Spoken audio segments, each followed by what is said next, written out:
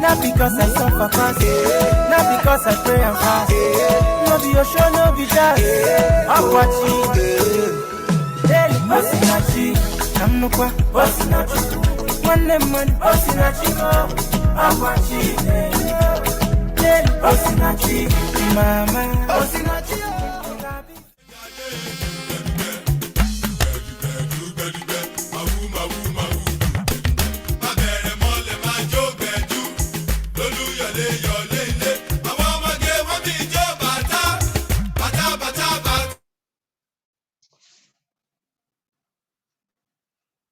Hello, everyone. Good afternoon, Dr. Titus. Good afternoon, Dr. Bernard. Dr. Dimeji. Good afternoon, sir. I'm happy to see every one of us here. We are waiting for Dr. Samuel Ajose. I'm not sure. Is Professor Kwasi Ampene? I haven't seen him yet. Anyway, we have to start because it's time already. Yeah. While we wait for Dr. Ajose to join us, it's time. We have to start now. I mean, it's one.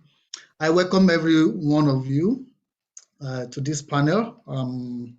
It's a privilege to organize this panel, and I'm happy that the panelists, we are here already. I was expecting one of us to join us soonest. The title of our panel team is Feminism, Ecomusicology, and Environmental Degradation in Nigeria. And we have here with us Dr. Oluwabunmi Bernard from Obafemi Awolowo University. We'll be introducing her in a proper way later. You're welcome, ma. I want to welcome Dr. Dimeji Ugunwoye too from Obafemi Awolowo University, and Dr. Ajose is on his way. Dr. Samuel Ajose is the HOD, Department of Music, Obafemi, University of Ibadan, Department of Music. They say it's the first and the best. All right. Now, we are going to start immediately. The presentation now. We are still waiting for the respondents, the chair. I hope he will join us soon. But we just have to. What do you think, Dr. Bernard? Well, I think we have to start. You are Okay. the chair, so you will chair and discuss at the same time. You have to. Okay. All right. Okay. Thank you. Now, the first presenter is Dr. Sorry, please.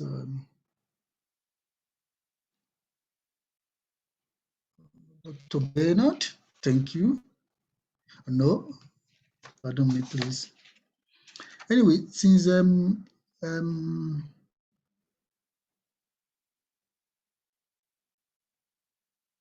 Dr. Jose is not here, so we move to the next presenter, please, so that we can save the time. So I'm going to invite Dr. Oluwabunmi Bernard to present now. Dr. Oluwabunmi Bernard holds a PhD in Yoruba language and literature and also teaches at Obafemi Awolowo University. Her research interests include Yoruba literature, gender and sexuality, post-colonial and environmental studies. She has authored and co-authored papers in these areas and published in reputable outlets. Her current research employs a combination of eco-critical interpretation, ritual performance theory analysis of the symbolisms and indigenous Yoruba hermeneutics to explain causes of environmental degradation and possible ways of achieving environmental sustainability in the sacred orature of Ifa, Oshun, Shango, and Oya. Dr. Bernard, please, you have the floor. You have the, for now, let's say 10 minutes. Okay. Can you?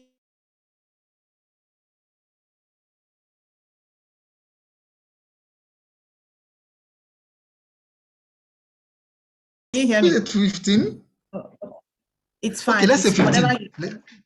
Okay, let's say 15 since the discussant is not here yet. Let's say 15. Yeah.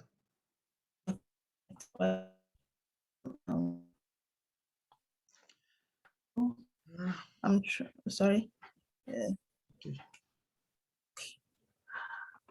I'm sorry. I'm trying. Okay. I'm sorry. I'll figure it out. And if I can't, I'll leave it alone. Okay. Okay. Sorry, ma'am. Perhaps you might want to switch off your video so that your feed is breaking a bit, so that the bandwidth will not be smooth when you are presenting. Yeah. Okay, but anyway, it's clear. It's clear. All right, let me do that. Okay. Is this good?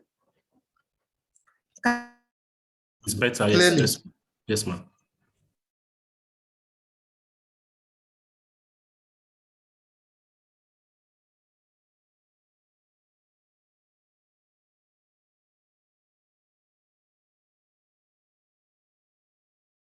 All right, thank you.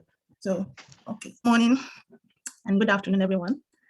My name is Oluwabunmi Bernard. Can you hear me, please? Clearly. Hear? Clearly. Okay. Yes. Okay. And I want to thank you for joining. Okay.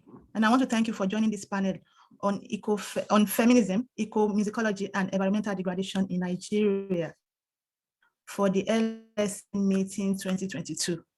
I want to thank us for this opportunity, and I want to thank Dr. Titus Olusegun for organizing this panel.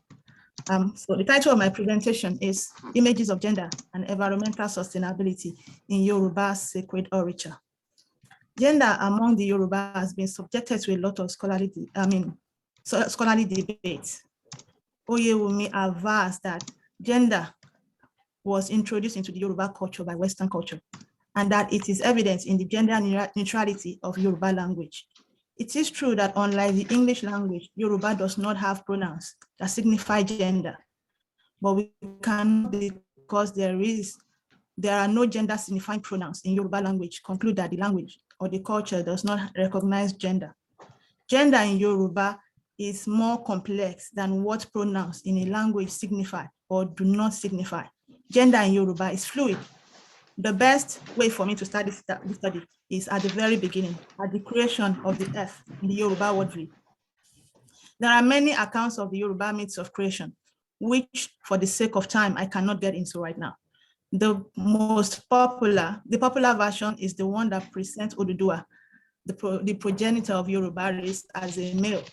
However, the unpopular one that describes Oduduwa as a female is the one that I am going to build the arguments in this study on, because Oduduwa's role in the creation myth as a pathfinder, the essence of nature, and as symbolic in the interpretation of the items given to Orisha.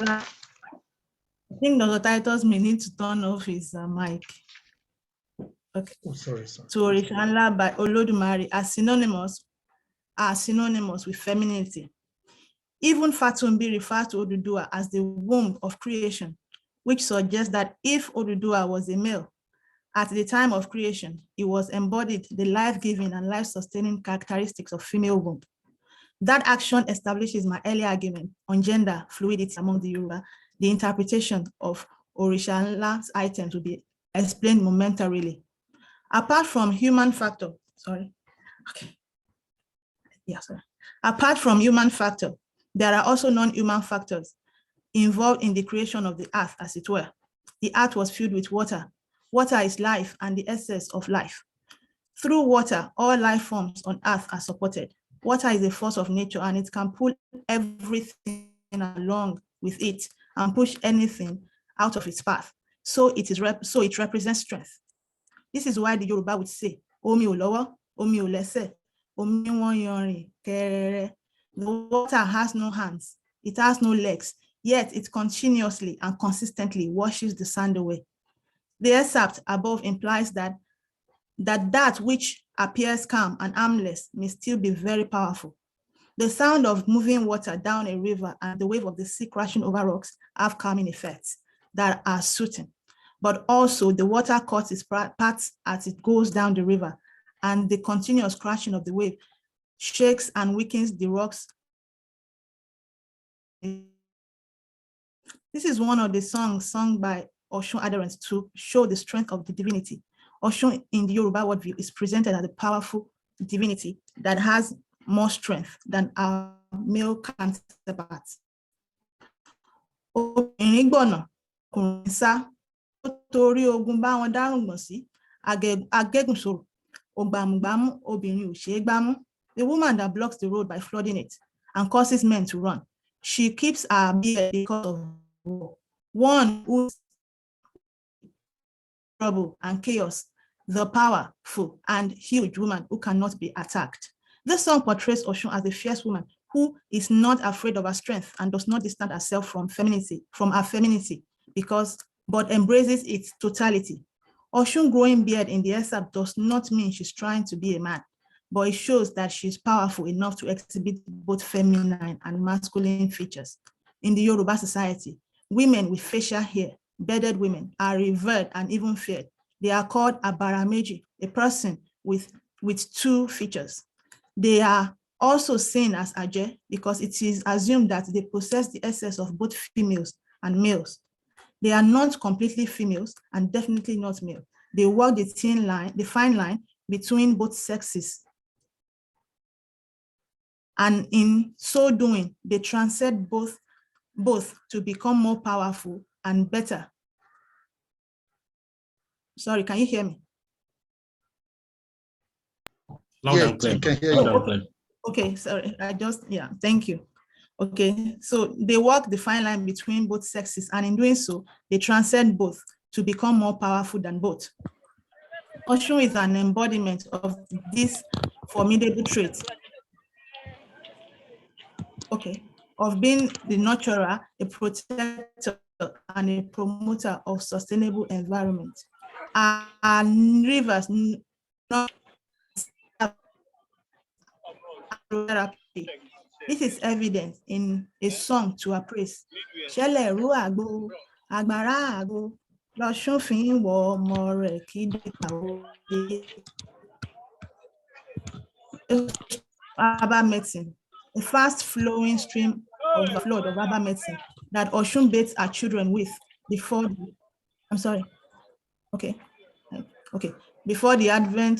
arrival.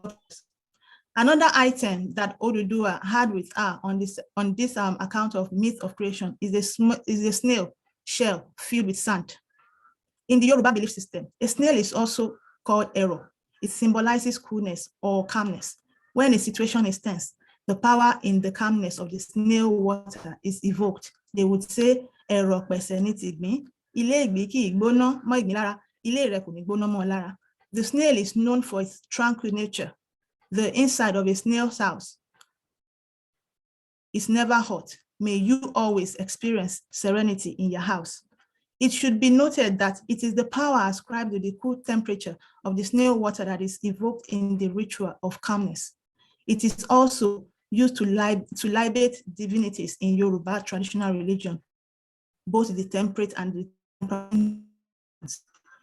Snails are hermaphrodites, but they need to mate and fertilize their eggs. In other words, like the bearded women, snails exhibit both feminine and masculine traits.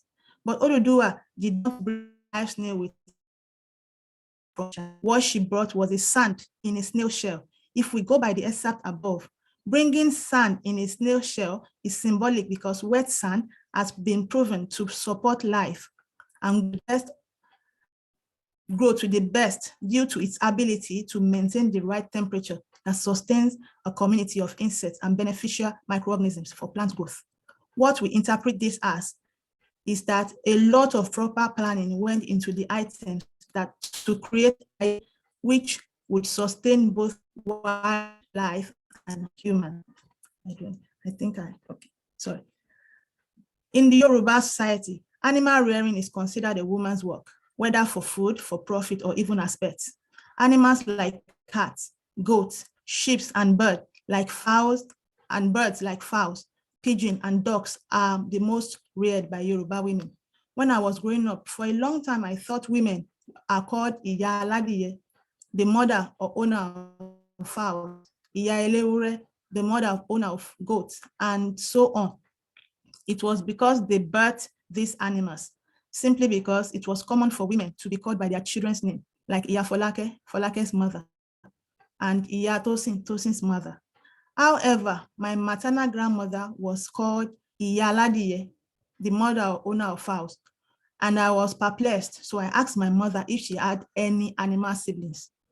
It was she who explained to me that women and men are sometimes identified by what they sell, and that this was not restricted to those rearing animals alone. Birds play an important role in gender power relations among the Yoruba. In the Yoruba worldview, birds have always been associated with women, and as such, women who possess distinct spiritual force are referred to as Eleye, the owner of birds, Aje, and so on.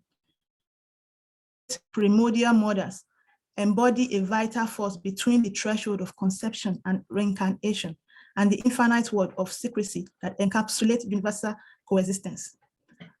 This vital force is also called Ashe. One may be quick to adjudge that the hen is not the most fearsome of birds, and that it will be true, and that will be true. But a closer look at Oduduwa's hen will bring one to conclude that this particular hen, this is a peculiar hen. A vast majority of hens have 4 toes, and a very few have 5 toes. But Oduduwa's hen had 6 toes. What this implies is that it took a special bird with a distinct spiritual force to do the work of spreading the snail shell sand all over the world. Birds, especially migrant ones, are known to propagate plant seed that help plants reproduce. They do this by ingesting seeds and passing them out as droppings. They carry seeds on their beaks, feathers, claws, and bodies. While feeding, they may crack seed with hard shells to help easier germination. They also pollinate plants and control pests by exhibiting. I think so. Let me just stop sharing because I missed some things. I'm so sorry. Okay, can you still hear me, please? I just wanted to stop sharing, that's all. Yes, ma'am. Okay, thank you. Yes. Okay. So as I was saying, but while feeding, they also crack seeds with hard nuts that allows easier germination. They also pollinate and control pests to help plants, which help to promote a balanced ecosystem and facilitate eco-sustainability. This implies that from the time of creation till now, women have been endued with the capability to promote and respect environment as they strive not only to meet the need of the present generation, but also to secure long-term wealth and well-being for future generations. This is a quote from Wariboko 2014. The analysis of this Yoruba sacred orature attests to this. Thank you very much. And please, I wanted to say that this is still an ongoing research, so I really appreciate your feedback and to just improve the quality of the work. Thank you so much. And thank you, Dr. Titus.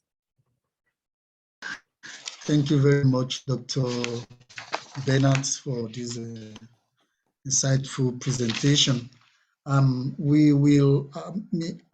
will suggest we present, or the panelists will present, and then after all, we will go to questions and answers.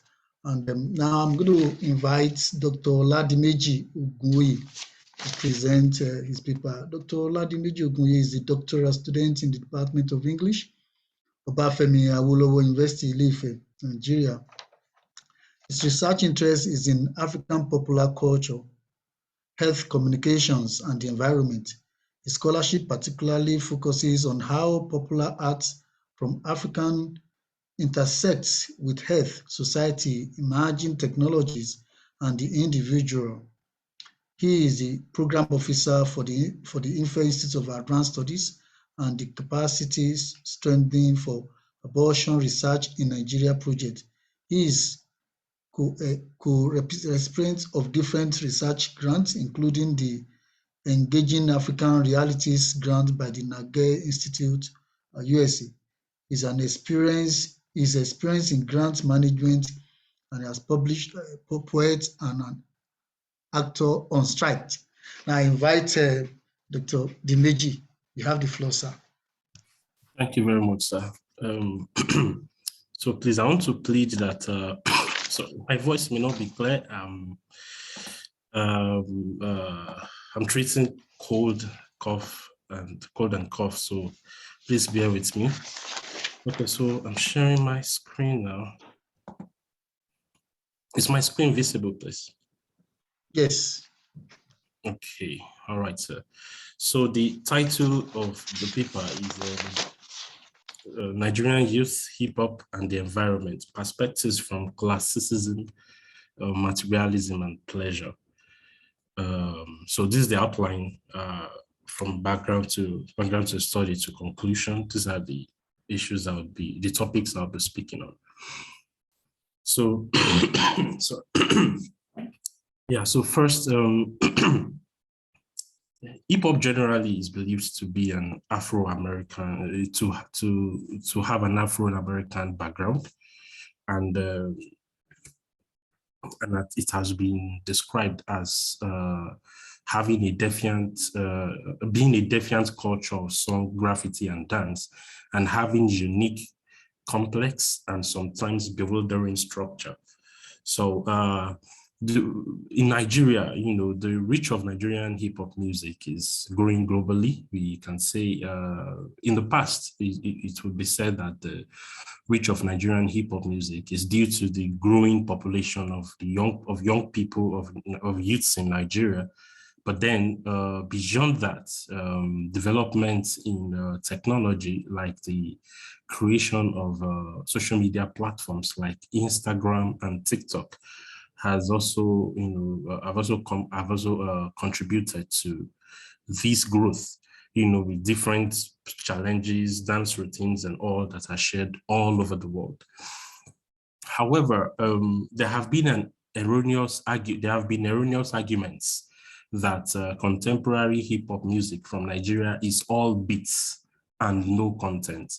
Usually, these arguments are from people who favor didactism over, over forms of art, over enjoyment and all. So they believe that hip hop music should speak to issues relating to politics, social issues and all.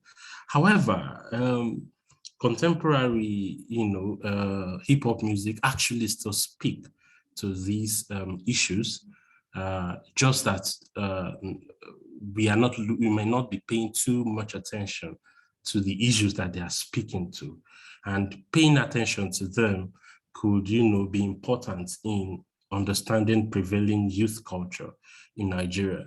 So to start, this is one of my favorite quotes when I study, for any research I do on popular arts, and then it's from Karin Baba. It says, but popular arts are also much more than constellations of social, political, and economic relationships.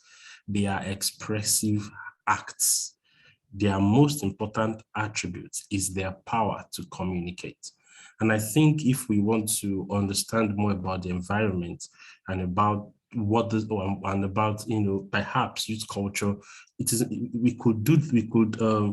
will be able to do this if we perhaps pay more attention to contemporary hip hop music. And then, of course, these are my specific objectives.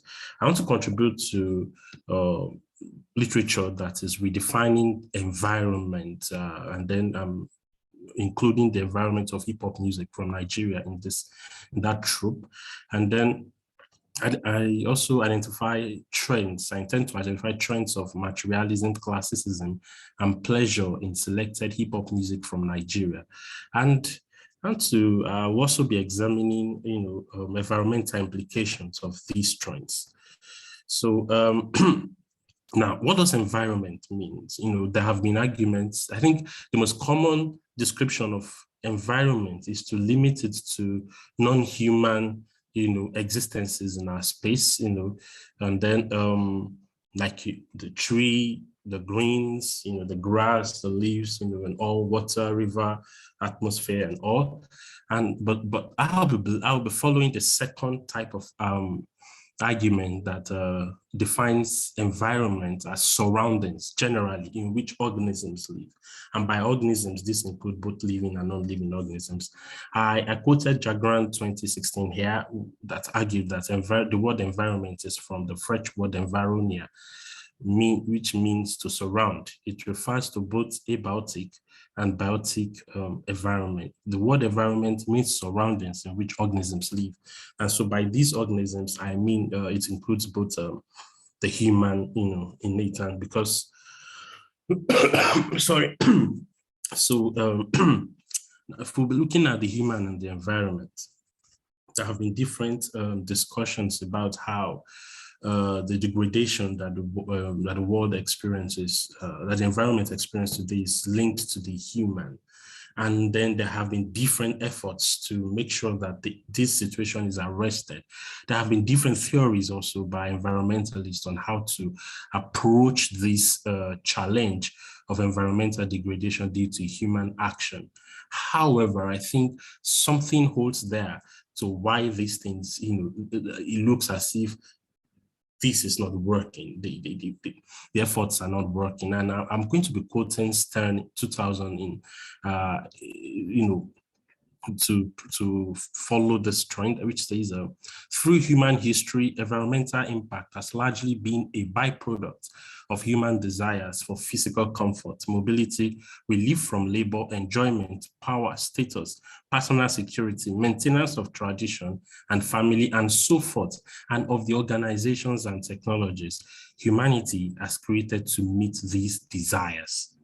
So in essence, I'm saying that the human himself and its desires are central, are also important environmental factors that needs to be paid even more attention to. And one of the ways this could be done is also by paying attention to what they express. And so I'll be taking my example from the Nigerian context. So for me, from this argument, I'll be arguing that I am arguing with this paper that people are also part of the environment of Nigerian hip hop, and the society and culture are also parts of this environment, as well as government, because basically the environment, is very central in the acts that we produce. So now straight to the trends in Nigerian hip hop music. So let's look at these trends. There's a growing focus on materialism, classicism, and pleasure.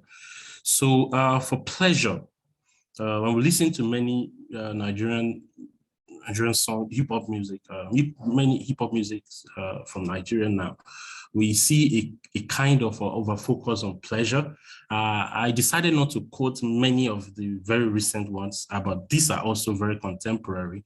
I'm picking Olamide, Lil Kesh, Nini, Ola, Tiwa Savage, and Naira Marley particularly as people of focus, in understanding, looking into what these people say about pleasure. And then I'll just do an example of the first song on the list here, which is Story for the Gods. Okay, let me declare my bias. Olamide is one of my top favorites in Nigerian hip hop music. So pardon me if I seem to quote these songs often more than the others. So in Story for the Gods, Olamide, the song talks about someone who has gone to take aphrodisiac and is inviting the female friend to come over. So that is inviting the female friend to come over and that you would like to fornicate today. And then the intercourse that was to result from it, according to the song, is so great that he said, what's it call me lakpa, what's it call me lenyu, and then he said that's a story for the gods. So it kind of shows a disregard for a fellow human, in as much as I can get my pleasure. And then, of course, there are other ones like Tesojoe by Reminisce that talks about the act of ejaculating directly on the female genitals. And then Tiwa Savage's sugarcane that likens the human penis to sugarcane, although that also has its own connotative meanings, but then that is it. And of course, Maradona by Niniola that had so many lewd, lyrics, and then Shoki, and all talking about pleasure, sexual pleasure, and all. And then there's also the issue, the aspect of materialism and wealth, which is, of course, this is directly linked to classicism too, which also talks about the desire to be in the upper class. Before Olu maintains Yahuze, there is this desire by young Nigerians, even hip hop stars, to be seen as streets, to be seen as Paco, like people that are not so well, people that are not from the bourgeois class, but then that are, quite struggling, so that they can sell themselves to the streets and be accepted. But then when Olumentin released Yahuze, and then he said $1 million,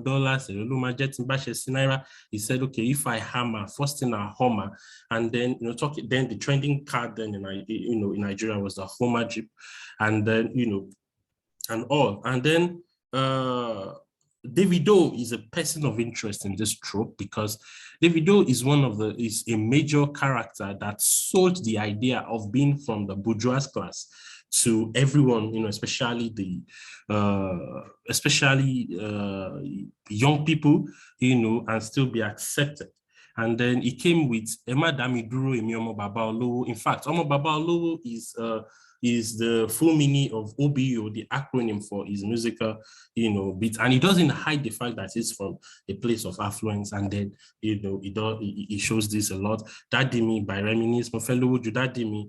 A particular song that really inspired this research for me was Waiting We Gain by Victor A.D., which says, if you no get money, waiting you gain, oh, waiting we gain.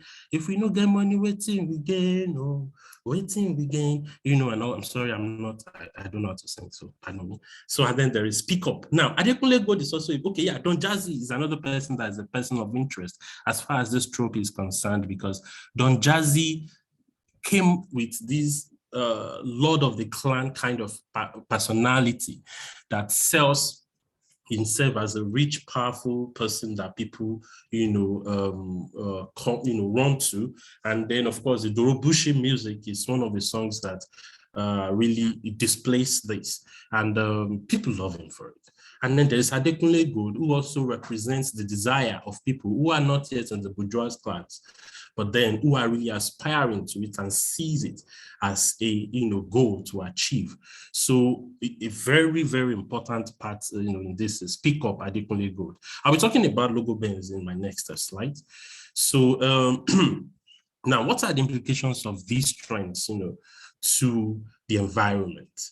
Yeah, number one, there is this growing discontent with established systems and order. First of all, looking at the age in which people start becoming very materialistic, we see this. We see that there is this change in the usual way things are done, and no other song represents these like Igboro Ti Daru by Clever J featuring Idris Abdul Karim. Igboro Ti Daru, and all. And then that song really, kind of tells us that things are no longer the way it used to be. And then there is the objectification of environments. Yeah, Logo Bands by Lil Kesh, kind of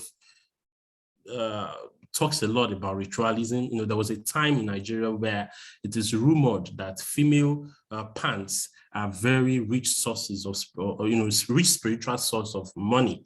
And so people hunt pants along the streets. And then Logo Bands came out where I think the opening lines were things in the line of, do you want to spread your pants? Spread your pants at your own, do you want to spread your pants outside?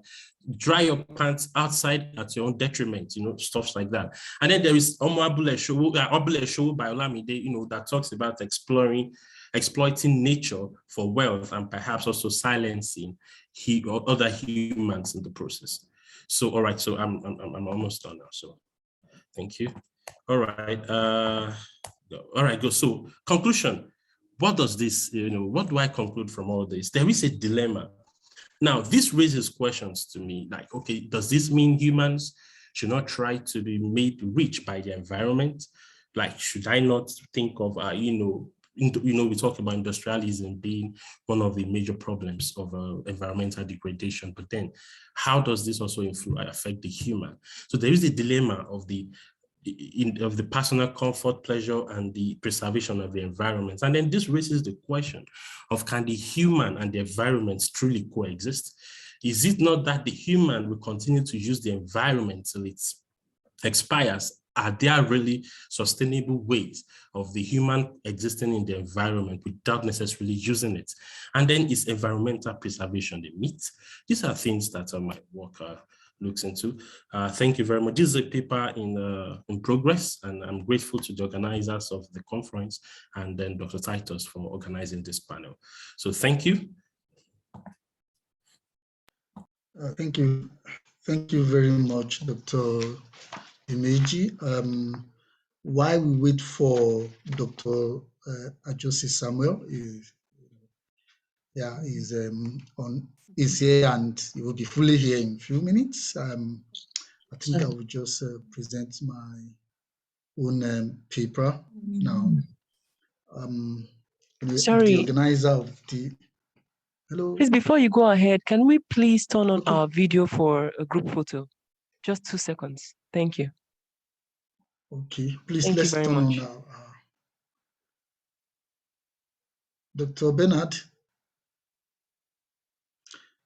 Okay.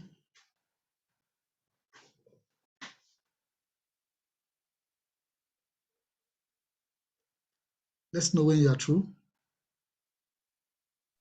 Thank you very much. Okay. You can now take it off. Thank you. Okay. Thank you very much. Dr. Titus is a senior lecturer in the Department of Music of Bafemi Awolowo University, obtained a PhD in musicology from the University of Ibadan. His research focuses on ecomusicology, ecogender, music and migration, urban studies, race, space and place, and peace building. Okay, sorry, Dr. Sam is around, so I'm happy. I think we are going to. I'm going to stop here so that I can present this paper first. I'm sure you are ready, sir. Dr. Sam? Please, Dr. Titus, please go ahead. Go ahead, please. Okay, all right. So he has published in high impact journals. It's also a fellow of Oxford University and University of, is a fellow of Cassin and ACLS African Humanities program. So please, I'm going to present our people now.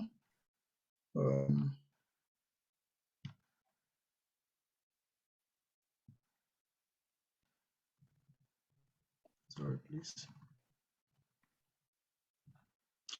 Please, can you see it? Is it clear? Can you hear me? Can hear you, but we can't see you. Can you see my PowerPoint presentation? No, no. Sorry, please. Oh. Okay, sorry. Share.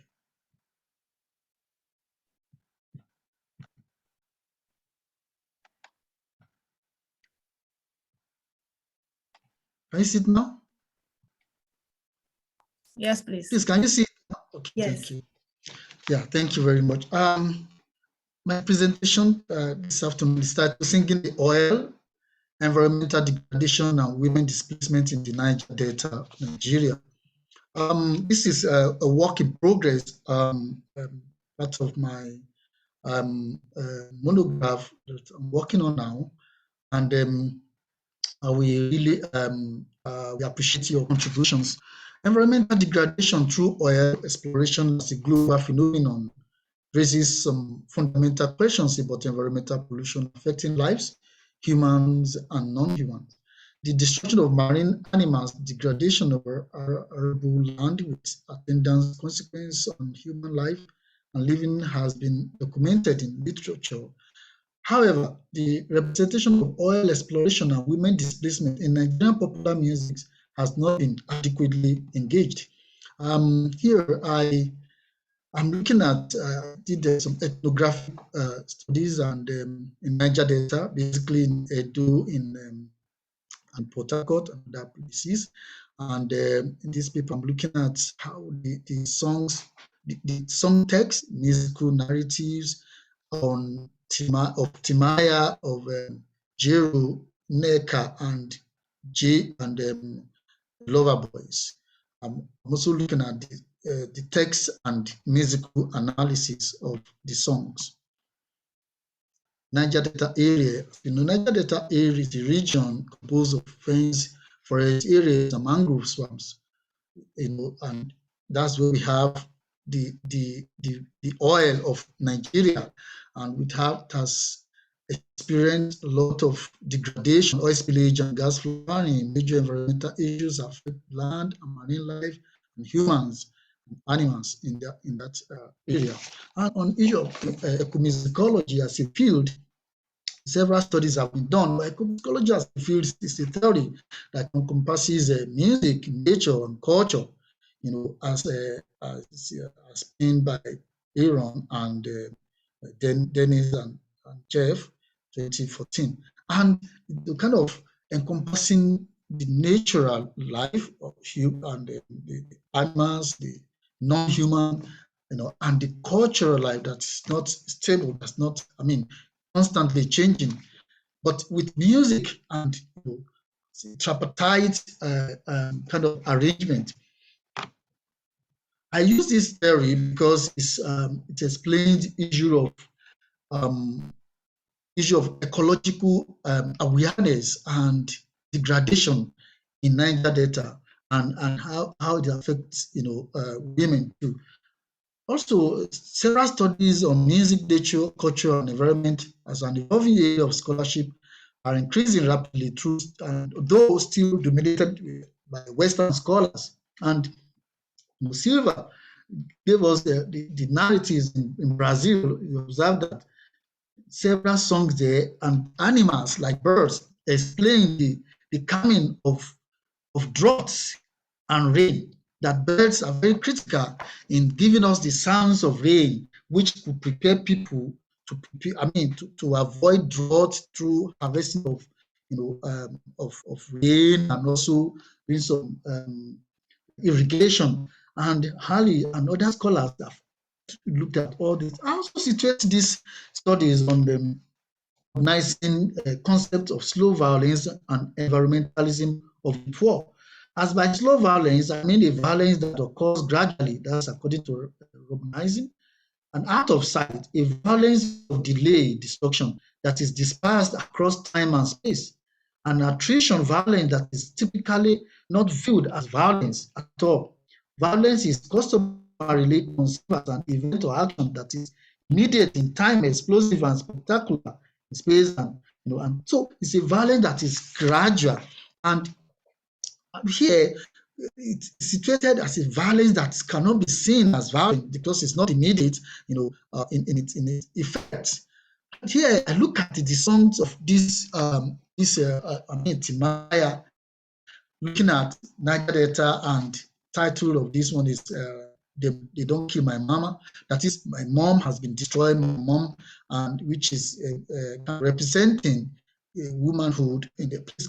Let's listen to this song. Let me to see sound, share sound. Okay, just go to play some X. I say you don't come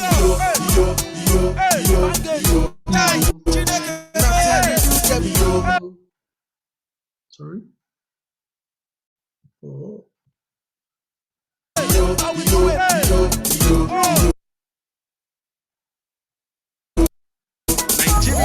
My country, you buy your son, my state, yo. This na reality, well, living happen for by yourself. 1999, yo, I swear I don't go forget them, oh. When them kill the people, yo, and them make the children them orphans, so anytime when I think I'm, oh, what are they pop from my eyes, yo?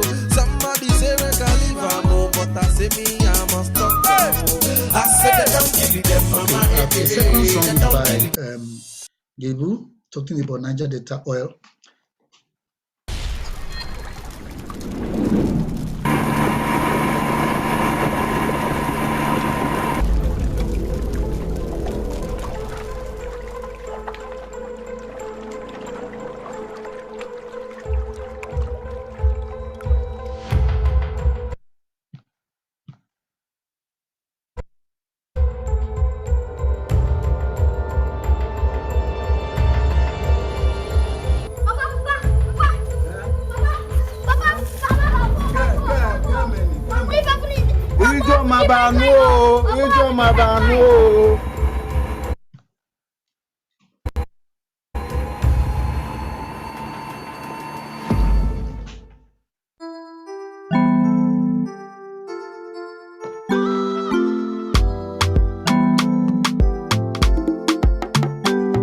For a very, very long, long time, our people are suffering. For a long time, our people are waiting. So many things been happening, so many years gone by. I know my people suffering, I know my people cry. From bomb blast to explosion, food poisoning the nation. Play the last one by Loverboy.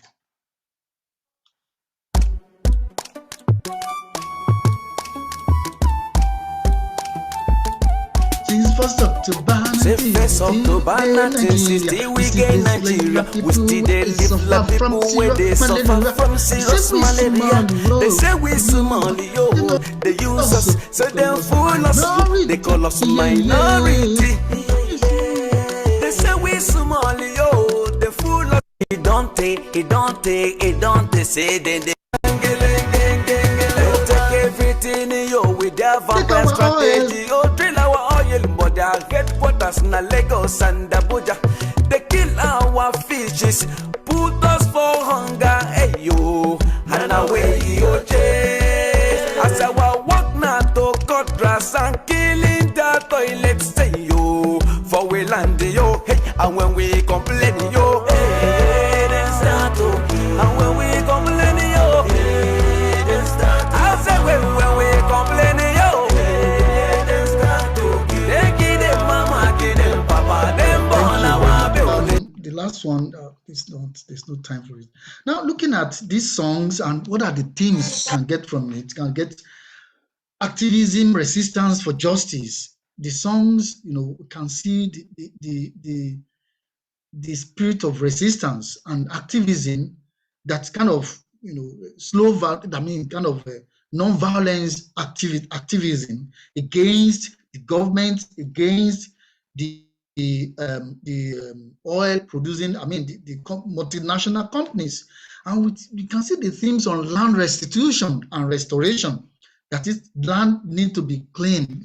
The land that there's need for restitution. There's all that. Some say, some of the interviewers, that my interlocutors, and the song they talked about the song that they want the oil to remain in the soil. No, we don't want oil to come out again because it's like a cause. And there's justice for women because they actually bear the highest destruction kind of runs of this whole issue. And then the cultural sustainability and revival. And also they want to be part of socio-economic life, inclusiveness, whereas they have been kind of exclusive in the affair of things. Now, beyond text, I look at sound, spaces, and place. In this section, I examine music and sound about oil, women, and place among the Niger Delta people. Nigeria music occupies the dynamic space because it emphasizes the current global debate on the sustainability of environment and women from indigenous knowledge, like the selected music. Therefore, forms a phenomenal reference for other parts of the world where music, especially the sounds, are not taken serious and tackling the issue of apocalyptic and endangerment of habitats and women. The concept of place and phenomenon, and it's a phenomenal issue, grimly notes that to call a place a home is to evoke ideas of ownership and belonging. And here we can see that the Niger Delta, they see the Niger Delta as the ancestral, but it has been displaced. It is out of place. Out of place can suggest simple anomaly or more existential sense of alienation and exile.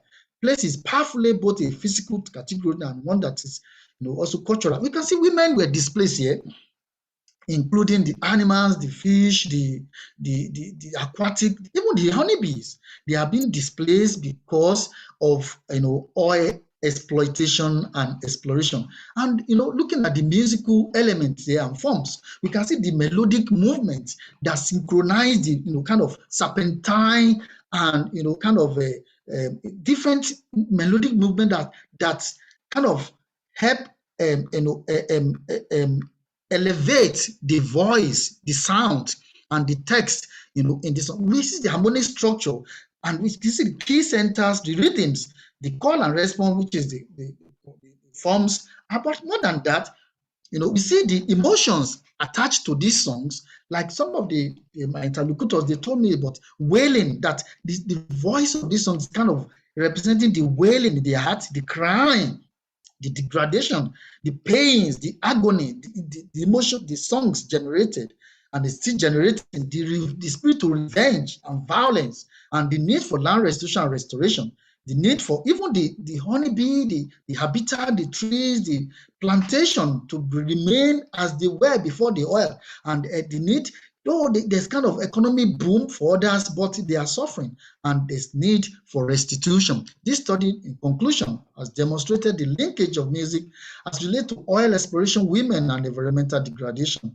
And focusing on Niger Delta, oil-producing part of Nigeria, have shown human actions and their resultant effect has affected the environment from the Niger Delta people and to global perspective. Nigerian popular music is therefore well suited in making local advocacy which could reach global phenomenon. If such other songs could be engaged in other parts of the globe, popular music therefore speaks to global environmental sustainability. The song text analysis shown that the transnational companies and the government have impoverished the people and displaced women. The paper further examines oil transnationals, and also ecomusicology has used in this paper examine the ecological crisis brought through the oil exploitation by the transnational companies, Shell, Mobil, among the rest. Popular music is a weapon just like the poetry and other arts, like Timaya, Loverboy, and Neka sang, and Jury has formed synergy of activists in resisting Nigerian government and transnational companies and their collaborators. I want to say a big thank you to my founders, Oxford University, Richard Carson Center, American Council of Learning Society, University of Cape Town, Ford Foundation, and Andrew Mellon Foundation. I say thank you for listening. Thank you very much. Stop sharing. Thank you. Yeah, I will now invite Dr. Samuel to present his paper. Just a minute, please. We'll read his citation. Excuse me. Dr. Toyin Samuel Ajose is an ethnomusicologist with a broad research interest in the creative expression in Nigerian Pentecostalism with a focus on music. His research explores Orioke prayer mountain, spirituality, religion, and popular culture and ecological spiritualities. Samuel holds a doctorate degree from the University of Ibadan, Nigeria, where he currently serves as the head of the Department of Music. He is the Director of Music at the Chapel of Restoration, University of Ibadan, and the current Public Relations Officer of the Association of Nigerian Musicologists. Dr. Samuel, you have the floor. Thank you. Chair, let me apologize again for coming in a bit late. I actually missed my time, so I apologize again. Let me share my screen.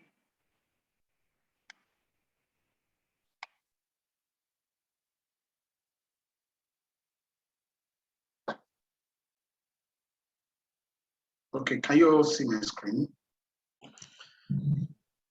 Yes, sir. Okay, good. All right.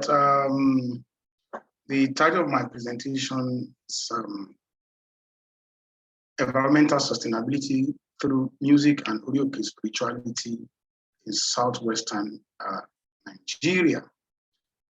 Orioke, known as prayer mountains, are common phenomena in African, especially in Yoruba Christianity. In Nigeria, they are largely concentrated around Osun and Ekiti states.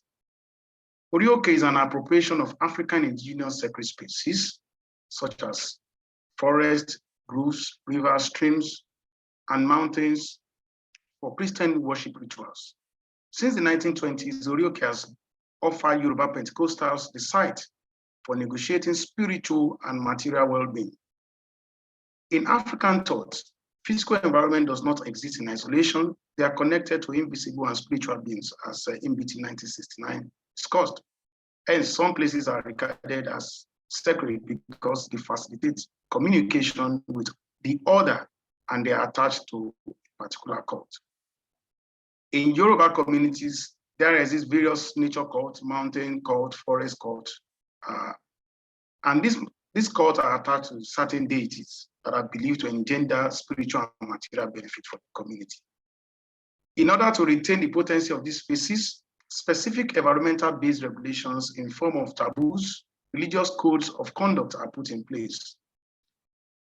For the Orioke experience, which is, like I said, an appropriation of traditional indigenous species for Christian worship, beyond the appropriation, Orioke spirituality offers us the opportunity to explore the place of indigenous Christianity, not just in facilitating spiritual experiences, but also in environmental sustainability in Africa. Orioke Christianity explores the environment generally, healing locations to engender spirituality through bodily rituals, prayers, singing, fasting, and sexual abstinence. Because of its significance in everyday spirituality of Yoruba Christians, Orioke attracts high patronage, hence presenting environmental concerns. The role and politics of religion, including Christianity and Islam, in causing or dealing with environmental challenges have been discussed.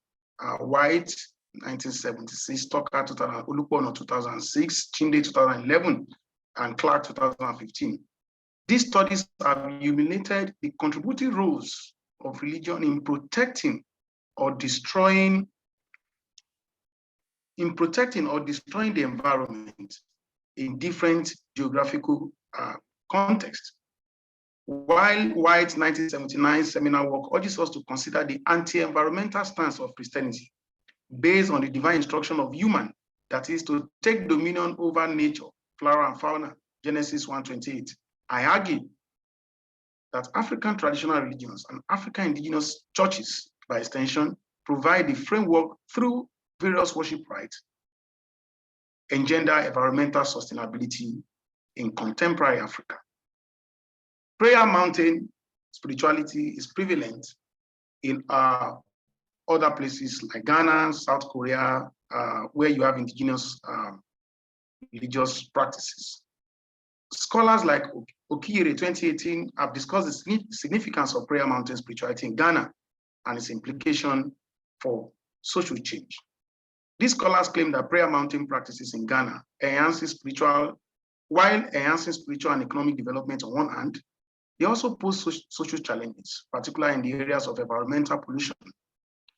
However, the study has not explored how rituals on prayer mountains contribute to environmental crisis in Ghana. Rituals and religious practices, including prayers, dancing, fasting, are means by which worshippers, prophets, prayer leaders, and singers experience the supernatural, which also shapes their attitude towards ritually pure spaces like the Orioke. We know that music and prayers are inseparable components, and in Orioke, they potentiate each other. Beyond the mediative roles music and songs perform in Orioke worship, their didactic role in Christian worship is yet to be known. So in this study, I asked how songs play this role, that is the didactic role Christian songs play, in promoting environmental sustainability among Yoruba Pentecostals is unknown.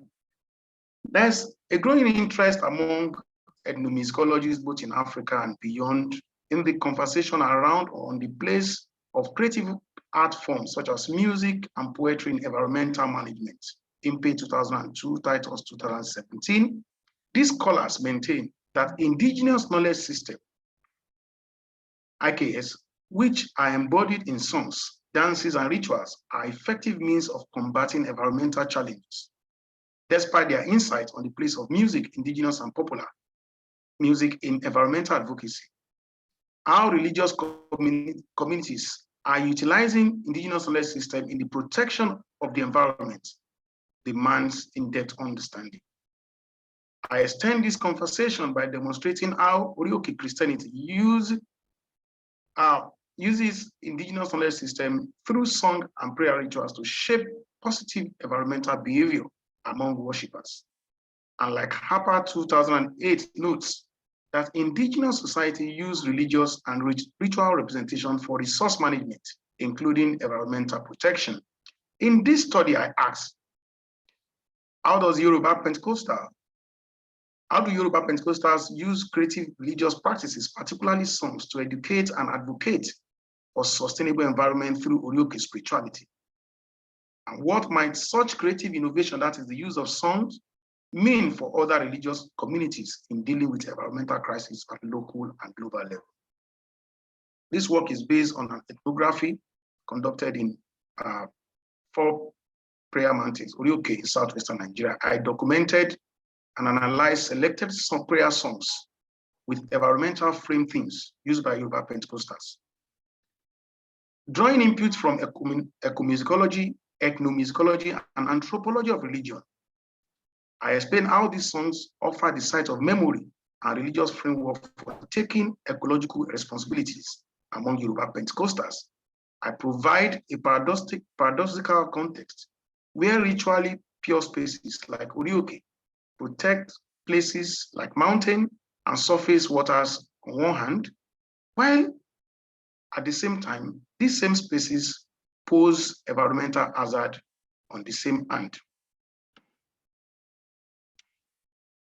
The paradox of rejection and preservation. Orioke spirituality references sacred surface water and its efficacy. Like the river near the place where Babalola, who is one of the earliest known African evangelists, if you put it that way, first experienced his theophanic experience and call to ministry in Ikeji, Arakeji. That's on my right side, on the right side. That river, that Ikeji Arakeji river, is still much patronized by Orioke worshippers to date. Babalola is reputable for consecrating many streams and rivers in Yoruba land for spiritual purposes. This mode of environmental ritualization, to use the words of Olupono, is preserved through songs. I make a case that these songs, though orally transmitted, offer the memory for sustainable protection of such water bodies. If you look at the two images you have on the left, the Oshoshobo River, and then the Arakeji River. This is the issue of rejection and preservation that Afe Adugame talks about among African Pentecostal. On the left side, which is the Oshoshobo River, Pentecostal Christians would not join in the participation of that traditional worship of that water. But on the left-hand side, on the right-hand side, you find that water. That is where Babalola got his call into the ministry.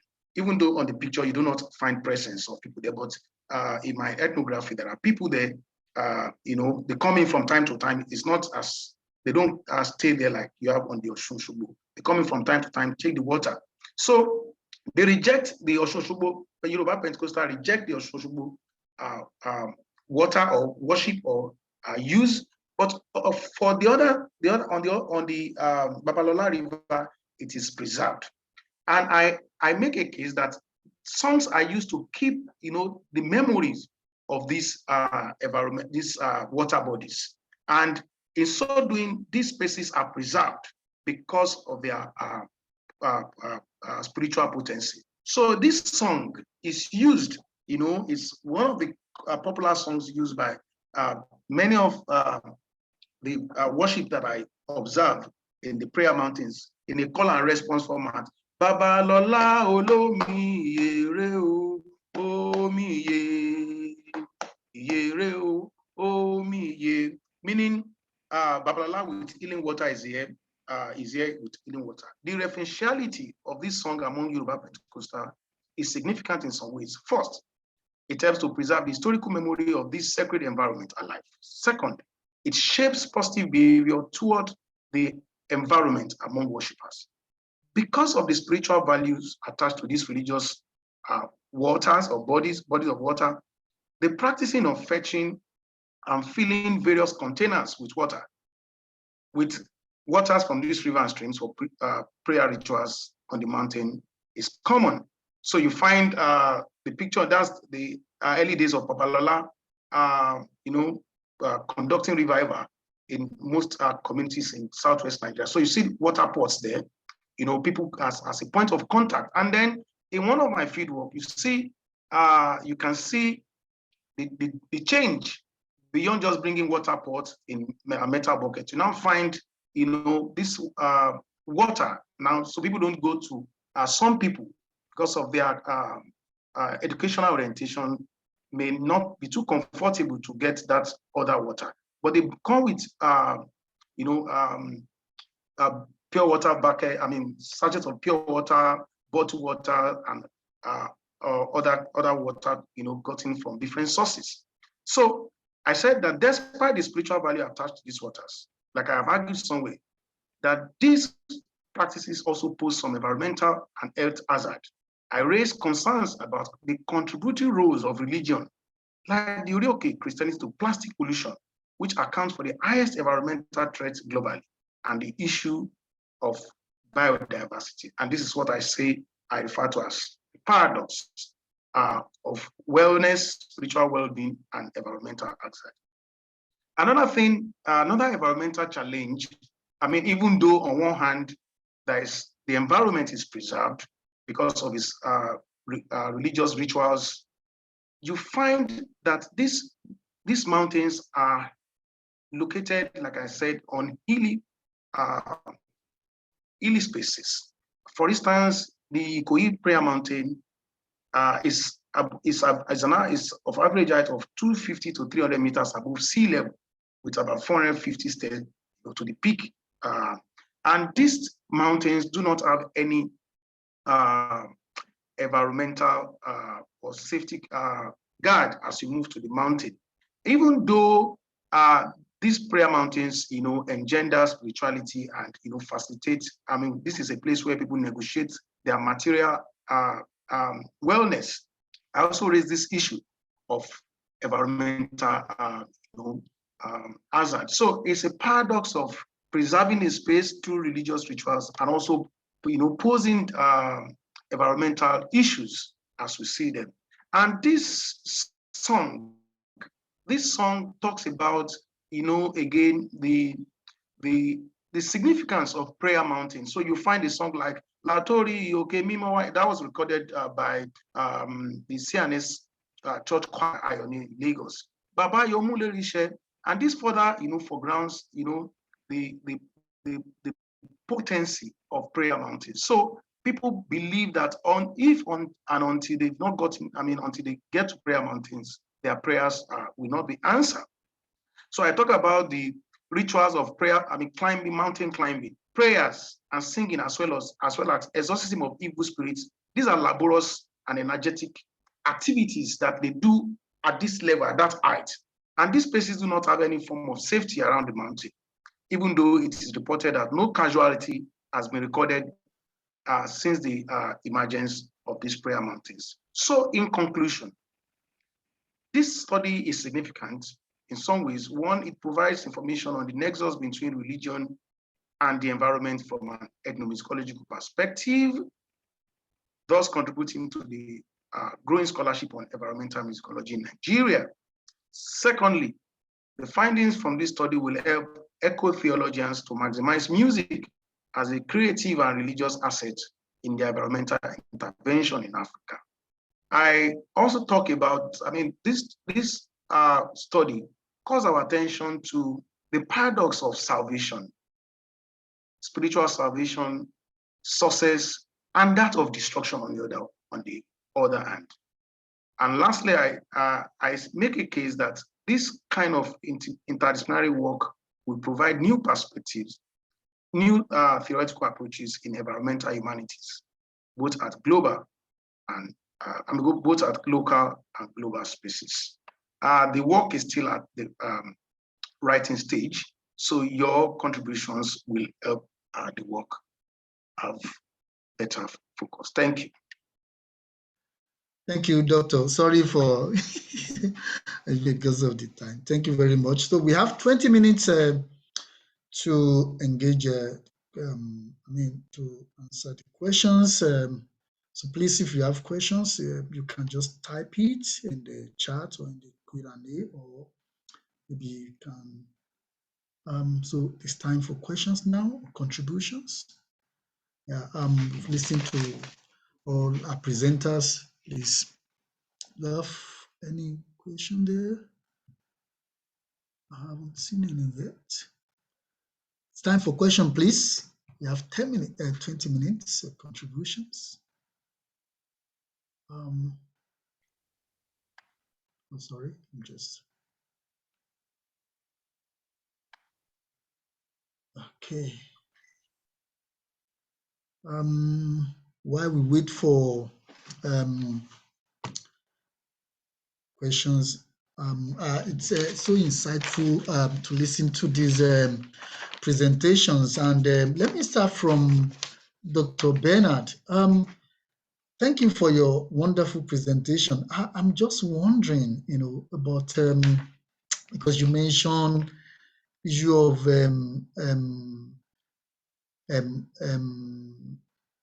pollination of plants in relation to women. Maybe I didn't get it very well. Can you just women empowered, kind of, from and also in creation. Can you just shed the light on the relationship between these insects and maybe womanhood, something like that, in environmental issues? Dr. Bernard? Well, thank you, Dr. Titus. Can you hear me? Yes. Okay, thank you for your question.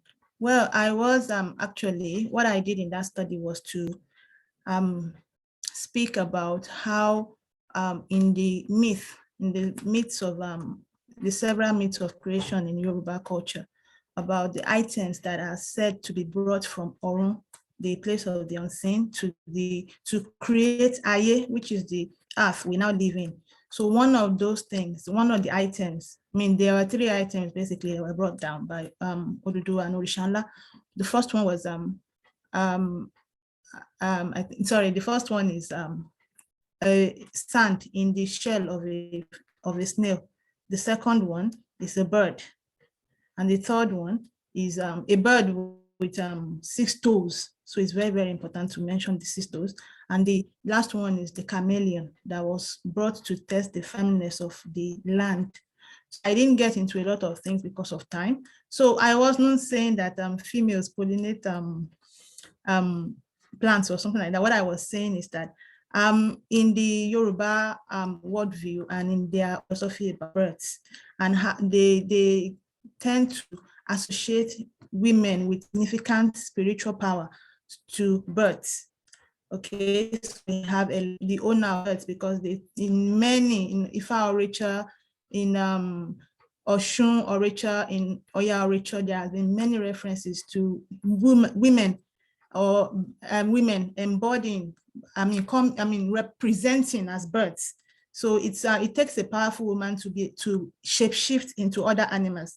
So in that study, what I am saying is that seeing those birds and knowing that they have relationship with womanhood in Yoruba culture, what they present as and there is that they if you're going to take the capabilities or the things that birds do, they help.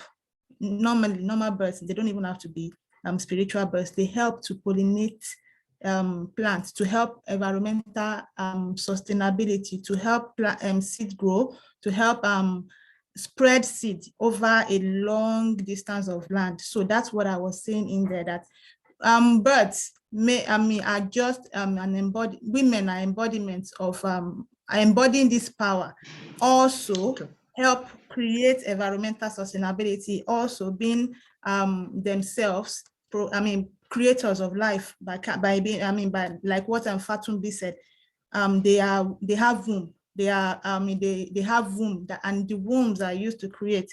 So it's the same when you talk about birds helping to create more greens. So women help to procreate and help sustain life, as it were. That I was still trying to tweak out there. All right, thank you. If it makes any sense. Thank you very much, Doctor. Yeah, sure. Dr. Samuel, you have some questions here. Number one, someone want to know, I would like to know if there is any environmental pollution at the Orioke. Then there are other questions. I'm interested in, Dr. Bernard, you have to answer this one too after Dr. Jose. I'm wondering if there are ways that the mixture of music and religion in both cases might be a way to consider the Yoruba response to colonialism and extractive forms of capitalism. In other words, environmental themes in religious music offer modes through which Yoruba relationship between human and non-human world works. Then Dr. Jose, just add to it. Thanks for the beautiful presentation. The choice of going to Orioke for prayer may not be because they believe their prayer will not be answered. Okay, that's just, I think it's an answer to one question. Dr. Samuel Adejube asked the question that Orioke spaces are always far from where people stay, or the concept of Orioke space can be anywhere. If the first is the answer, is there any significance to that also? Maybe also in other pictures, something like that. Please, can you just answer this one, Dr. Sam? Okay, minutes. Thank you. Let me quickly take that response. Orioke, in my study, there are several, different concepts. But in this study, I conceptualize Orioke as spaces, designated places that are healing. So imaginatively, people can be on the mountain, even though they are sitting down. So in this case, I'm looking at Orioke not just as places on the plain, but places that are elevated And the people go there imaginatively, that they go there to have answers to their prayer. Some of them will tell you that they have come to the mountain to fight. That when life battles are tough, you take it to the mountain. So I'm not just looking at Orioke as an appellation, CAC, Orioke, Buku. No, I'm looking at prayer mountains as elevated places. Then you talk about the bottles scattered everywhere. Yes, it's about appropriation. It's about religious, what do you call it? Relics. I mean, beyond relics. I mean, it's a point of contact. It's symbolic. It's a point of, it's representative. These water bottles, I mean, came from a place and they will go to another place. So for those ones that are not covered, they are theirs for days, they are theirs for months. So we begin to raise this issue of what are the environmental challenges this will have. To Vicky's question, which is quite insightful, Orioke as a spiritual space is a reclamation of the indigenous space.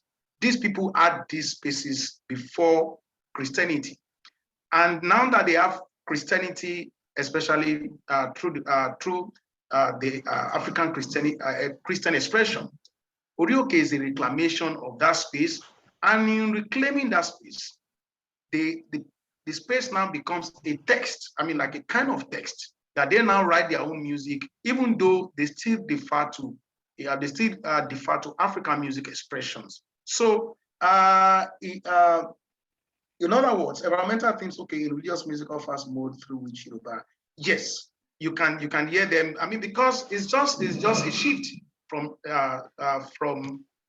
traditional to Christian, then from Christianity back to traditional. I mean, they are indigenous expression. Thank you, Doctor. Thank you very much, sir, for that insightful answer. Dr. Bernard, can you just have before I call Dr. Image? Yes. I'm sorry, what was my question? Vicky? Vicky said, I didn't Yoruba. question. Okay, let me read it. Let me get it across to you. So please. Okay. I'll just maybe go through the chat to next question. Sorry. Oh, sorry, please. You can maybe go to the next. I think somebody is asking what happened to Orioke during COVID. Chairman, can I? Yes, Dr. Please, Dr. Luku. Yes. Okay. Oh, yes, Dr. Well, we know that worship spaces were grounded. So Orioke too, Orioke spaces were partially grounded because I was in touch. Because people ran to that space. It's not a controlled space where the state has control over what happens there. And because of the belief people have in that space, they even prefer to be at the Orioke because it provides them that kind of spiritual covering. And like Adelaku mentioned in her book, Nigerian Pentecostal Power, they also moved, the Orioke religious leaders also moved to the social media, to connect. So again, you find space within another space. The Orioke as a spiritual space now being moved to the social media space. It's all about performing of power, contact, belief, in that space. So the social media space becomes a kind of Orioke space. So most of the Baba Oriokes too also went to social media to, continue their prayer business. Okay.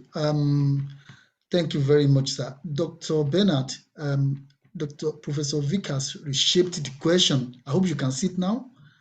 She said, let me clarify, Dr. Bernard, is there a way that ideas about feminism and environmentalism in Yoruba indigenous religion offer strategies for navigating the experience of colonialism? We're not hearing you. I would say that, how does it, okay, can you hear me now? I can just switch off my video if you can hear me. Can you hear? Yes, yeah. Yes. Can you hear me? We're hearing you, ma'am. Yes, ma'am. Oh, all right, thank you. So the question is, what ways the ideas about feminism and environmentalism in Yoruba indigenous religion offer strategies for navigating the experience of colonialism? Well, the experience we've passed colonialism and now we are probably in neocolonialism. The effect of the unrelenting effect of colonialism on the culture and everything. So what I would say is Yoruba sacred orature, what has always been the most interesting thing about it is it has always lent itself to change. It's very dynamic. It tries to address new ideas and tries to include new things into itself. So the issue of how it addresses feminism and how it talks about environmentalism, well, in my own study, what I am looking at is how sacred orature that are related to female deities mostly. That's what I did.